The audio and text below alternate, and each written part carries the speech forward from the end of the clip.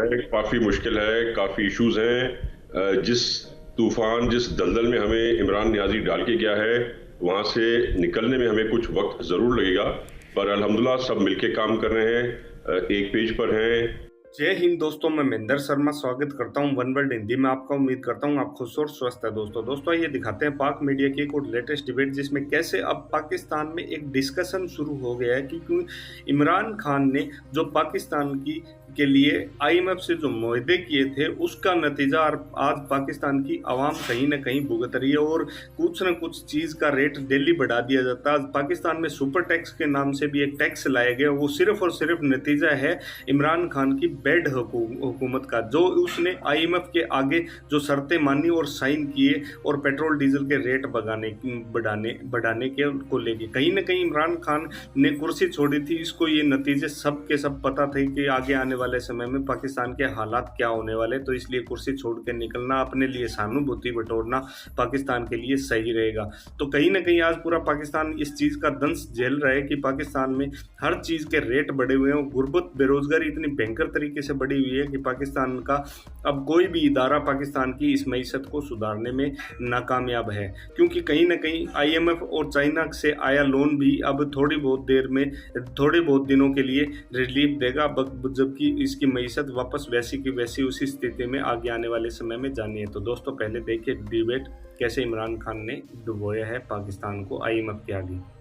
काफ़ी मुश्किल है, काफ़ी इश्यूज हैं। जिस तूफान, जिस दलदल में हमें इमरान नियाजी डाल के गया है, वहाँ से निकलने में हमें कुछ वक्त ज़रूर लगेगा, पर अल्हम्दुलिल्लाह सब मिलके काम कर रहे हैं, एक पेज पर हैं। सियासी हुकूमत है, सियासी हल भी निकाल रही है और फाइनेंशियल हल भी निकाल रही है, मिलकर काम कर रहे हैं। तो टाइम तो दरकार है हमें।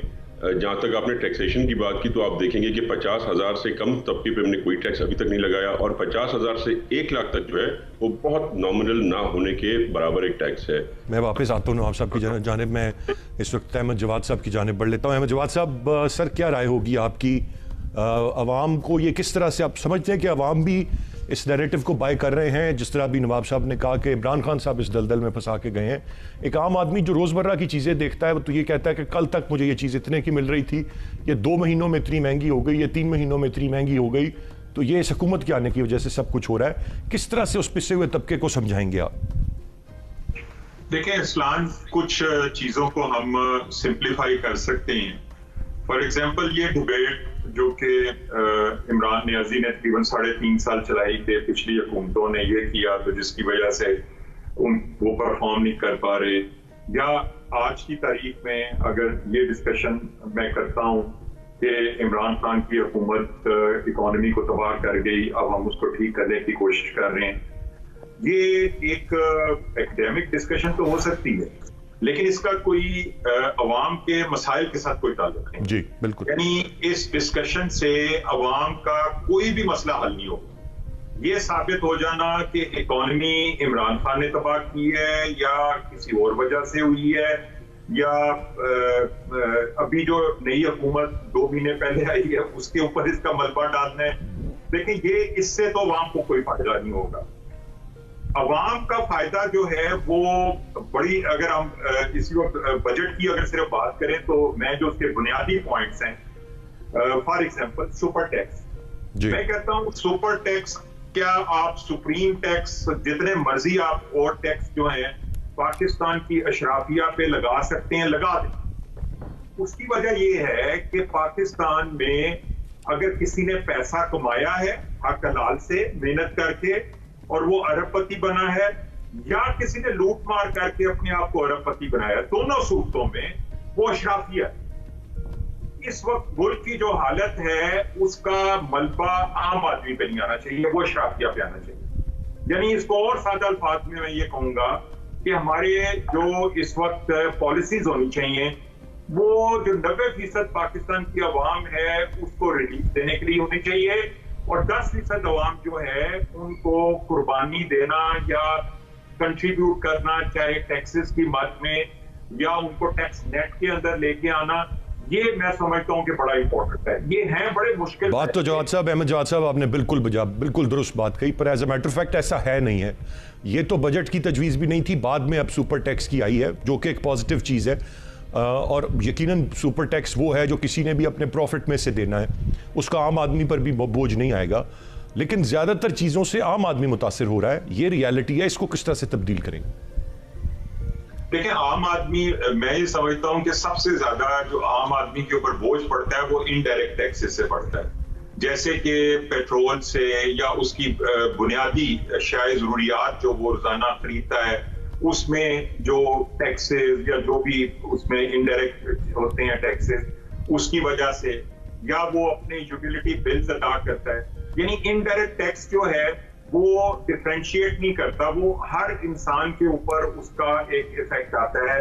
तो हमें इनडायरेक्ट टैक्सेस जो हैं उनकी बजाय हमें जो डायरेक्ट टैक्सेस है, और सुपर टैक्स उसकी एक फॉर्म है। अब आपने जैसे कहा कि बजट में इसका कोई जिक्र नहीं था, जाहिर है कि ये हुकूमत 9 अप्रैल को पिछली हुकूमत गई है और आई थिंक इनको 4-5 दिन लगे, और 15 अप्रैल से प्राइम मिनिस्टर शहबाज शरीफ जो हैं उन्होंने इस हुकूमत की जिम्मेदारी उठाई है, और उसके बाद उनको तकरीबन 1 महीना कम से कम अपनी एक जो बेसिक जो उनकी टीम है उसको नॉमिनेट करना।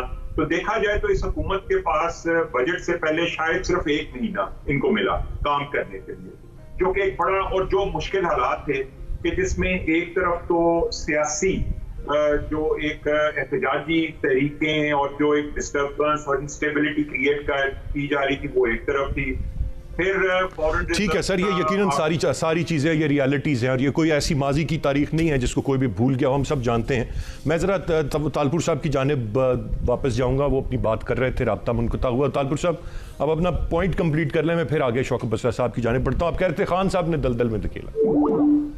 बिल्कुल जी, ये तो आपको पता है, मुझे पता है कि जो IMF के साथ जो डील हुई, जो साइन की गई, वो इमरान नियाजी की पेन से साइन की गई, ना तो नून लीग ना ही पाकिस्तान पीपल्स पार्टी की तरफ से हुआ। दूसरी बात, हम कोई बात उस तरह की नहीं करते इस तरह की इमरान नियाजी करता था कि हम इस साल 5 साल मेहनत करेंगे और फिर अगले 5 साल मेहनत करेंगे, उसके बाद हम बेहतरी लाएंगे। नहीं, नॉट एट ऑल।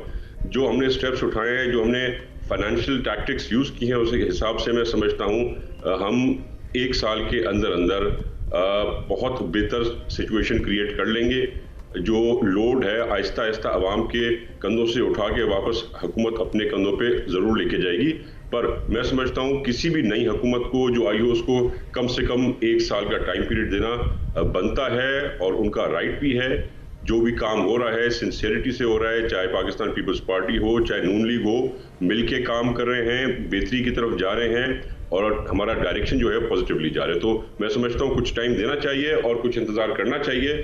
जो टैक्सेस लगे, हमने पूरी कोशिश की है कि 50,000 के नीचे इनकम वाले पे कोई टैक्स नहीं है, 50,000 से 1 लाख पर ना होने के बराबर टैक्स है, और जो सुपर टैक्स है जैसे कि मैंने आपको कहा वो उन पर लैवी होता है जो बिग प्रॉफिट मार्जिन रखते हैं, उनके प्रॉफिट को हम कम कर रहे हैं, उनको नुकसान उसके अलावा नहीं मिल रहा। तो मेरे ख्याल से अमीर पे टैक्स डालना पॉजिटिव चीज़ है, पॉजिटिव काम है। गरीब को जितना टैक्स से बचा सकें